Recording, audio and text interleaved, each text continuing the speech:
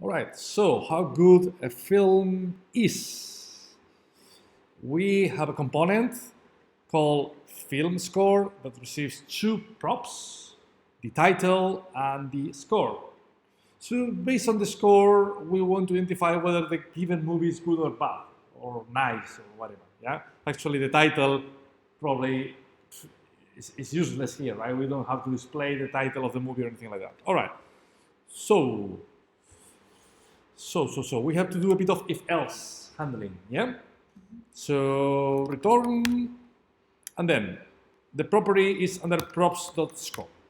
So if props.score is greater or equal than 75, I'll check in a minute if the numbers are precise or not. So then return excellent, and then else props.score greater or equal to 50, I believe, then nice. Else, you see the structure if else. Else poor, poor. I think it's something like that. Let me check the details. So yeah, it's poor if it's below 50. It's nice if it's, yeah, nice without the exclamation mark if it's above 50, but below 75. And finally, if it's above 75, is excellent. Okay? So that's one way of solving the problem. Let's see if it works.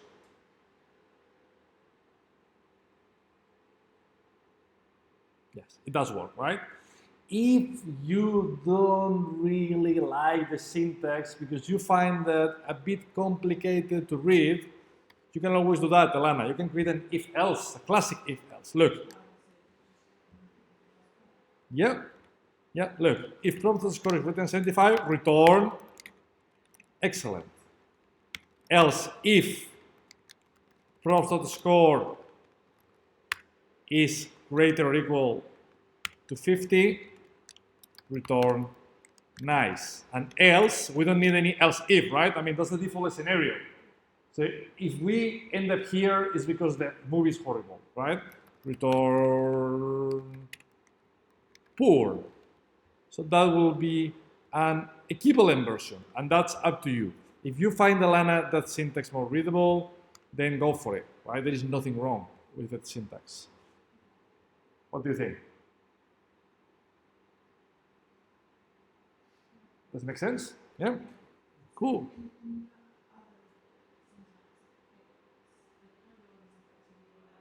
Yes, that's correct. That's correct. Let me bring it back. On the ternary operator syntax, which is this one, so this code is equivalent to that code, right? So the way we read this, if that condition is satisfied, yeah, if we are talking about the code father, for instance, then question mark is then, correct? Return that. And then as you said, the colon means else. Else what? Well, else there is another condition. If the score is greater or equal to 50, then nice. And finally, the default case, default else is poor. Yeah, make sense? Cool. All right. So yeah, that was beginner, right? So let me try to do the other challenge, intermediate. I need to sign out. I think, yeah, I did something a bit weird here. So by the way, these are the results on intermediate.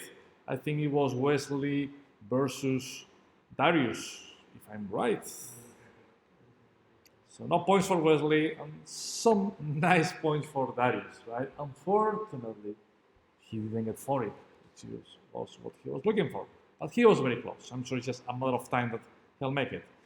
All right, so let me review quickly where I am. Let me quickly review the intermediate, at least a couple of questions. So, challenges, past, yeah,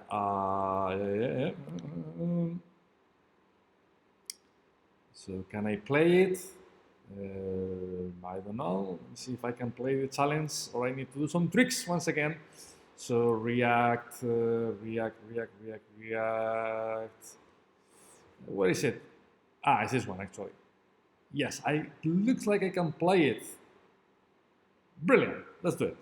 So, question number 1.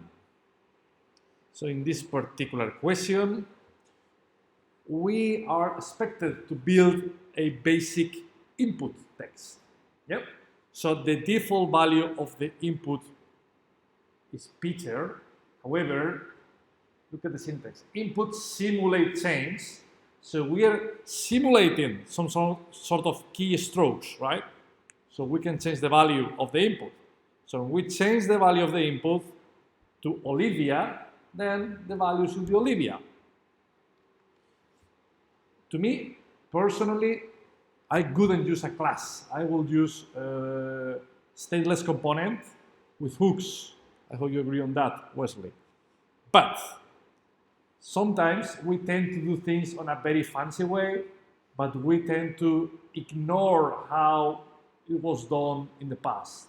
And that's an issue, right? Because you may be learning super sexy modern coding, but then, Wesley, you join a company and then you realize that not all the code is that sexy. So I think it's important from time to time to go back to the classics. And this is a good example. Yeah?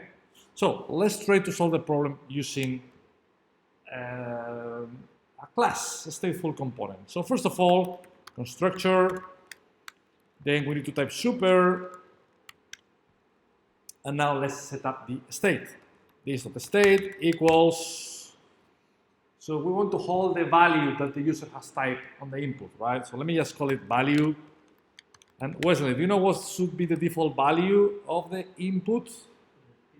Peter, correct. Peter, yep. Good. So now, what else, Wesley? Render, fantastic. So render, return.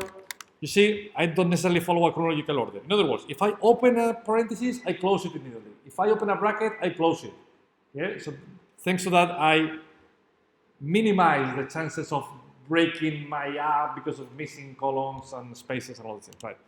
Cool. So now we got an input. I don't know why it's scrolling down all the time, but anyway, input type text, I believe. Text, I believe. And then how do you capture user keystrokes, Wesley?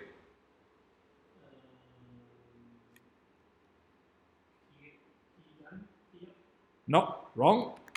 On chains.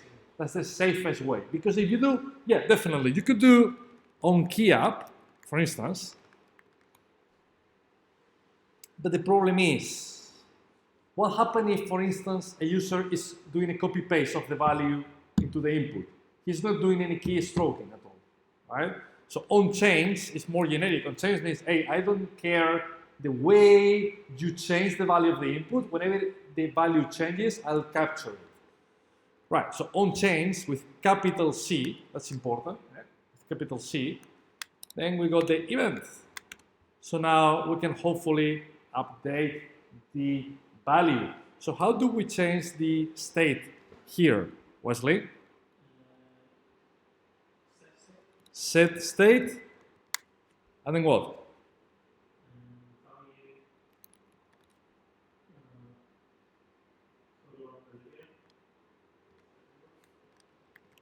All right, so there are a few issues here.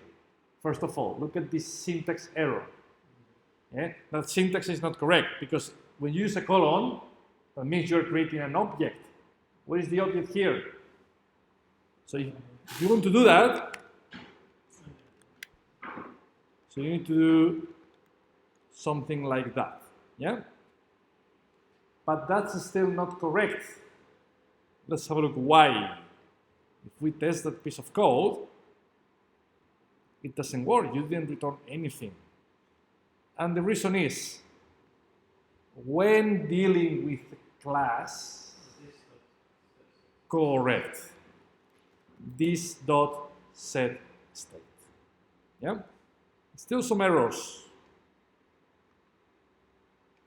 So, what is wrong? Well, we are creating the input tag but we are not closing it. We need to close it. Let's see if it works now.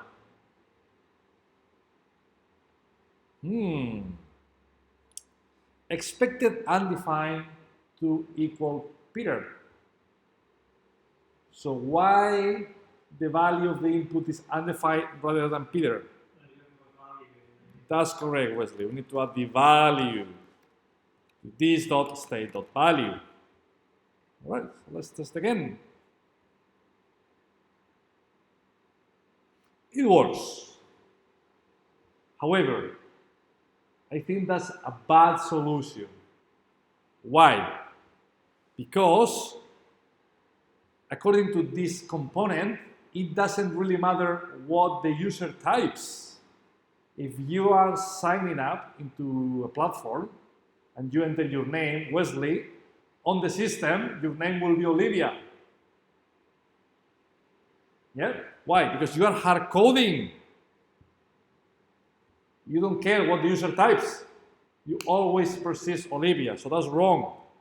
In here, what you should type is the value that the user has typed. And we can access that value as part of E, which is the event.target.value. That's the standard way in JavaScript of capturing the actual value of an input. So now, regardless of what the value is, if you type Olivia, we'll save Olivia. But if I type Wesley, I will save Wesley.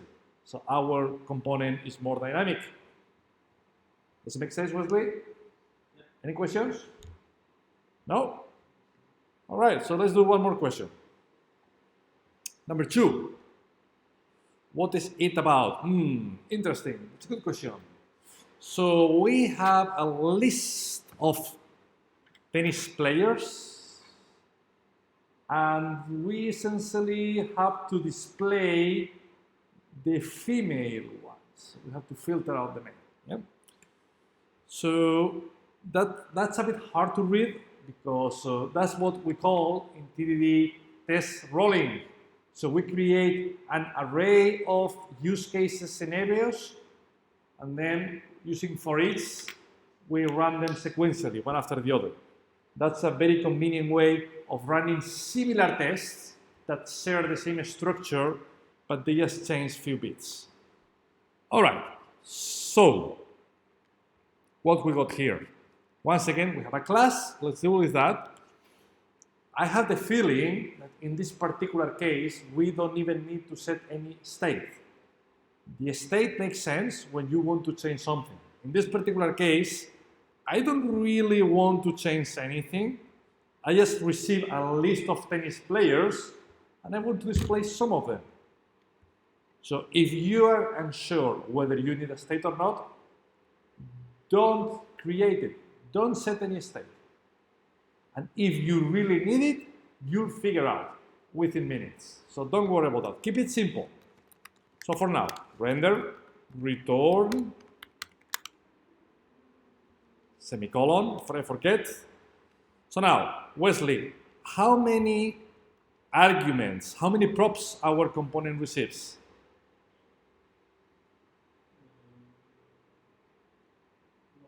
One, that's correct. What was the name of the prop? List. That's correct. So how do we access list here?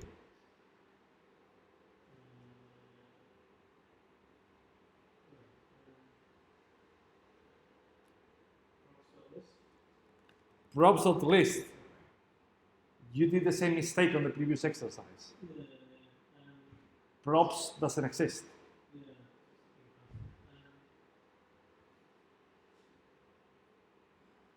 Why it doesn't exist? Do you remember what happened with set state on the previous example? This. Correct. That's correct. This dot props dot list. So now we got a list of tennis players, but we only want to keep the female ones. So how can you get a subset of the original list of elements in JavaScript, Wesley? Correct. List.filter. So with a player, So we can do player.gender equals female. Yeah? If it's a girl, we'll keep it. If it's a boy, we'll ignore him. Yeah? So now, for each female player, I would like to use map to display, what do we want to display? Just the name of the player. Yeah? So, for each player, how do we access the name, Wesley? Correct, player.name. So, will this work? Let's figure out. I don't think that will work yet. And the error is not obvious. Few things. First of all, expected empty object to have length of 1 that got 0. Here. Expected players to have length 1. What is players? This is players. So can you see, Wesley, what the problem is? Correct. So that means we are expected to encapsulate the name of the player into a paragraph. That won't work neither. Look, at least it's a different error, so the original one has been fixed. Expected Celes to equal Hingis. That's a bit weird, right? So the first element is expected to be Hingis, but we return Celes. That's the problem. You cannot see that, but it says, please sort the results alphabetically. So can you tell me, Wesley, how can we essentially sort the list of players alphabetically? That's right. Sort. And then what? It would do it automatically. Say it again? It would sort them alphabetically automatically. So you want to leave it like that? Yeah. All right, let's test that. No, I was very optimistic. So it is true that sort without any arguments, sometimes if your data model is simple enough, it manages to deal with it. But what happens if not? So, yep. Sort, reverse. Dot reverse. But once again, you are cheating because if you do sort reverse, you don't care about the alphabetical order, right? No, we are not going to do that. We need to find an elegant way of sorting a list of strings. Right, so with sort, It's like A, B. correct, player A, player B. So now, you remember how sort works? You have to do one minus the others. Correct. So if you return a negative number, like -1, it will sort the array in an ascending order. If you return a positive number, like 1, 2, 3, or whatever, it will change the order. So it will sort the array descendingly. So the highest value will go on top of the list. But with numbers, that's pretty simple. Well, we don't have numbers, we have strings. So how do we know if player A is greater or smaller than player B? Well, thankfully, with JavaScript, you can do something like that. That works in JavaScript. Player A smaller than player B means that alphabetically speaking, player A goes first. So then, that's the ternary, yeah, what we explained before. So what do we return if that's the case?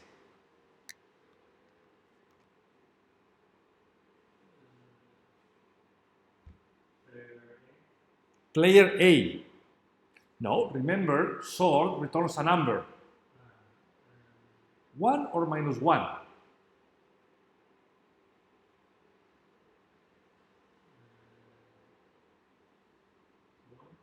1, all right? And then -1. So what you are saying here is, if player A is smaller than player B, then change the order. That means put player B in front of player A. Minus one. That's correct. So if player A is smaller than player B, then leave it. So first A, then B. If player B is smaller than player A, then move it to the front. Yeah? That's a bit confusing, right?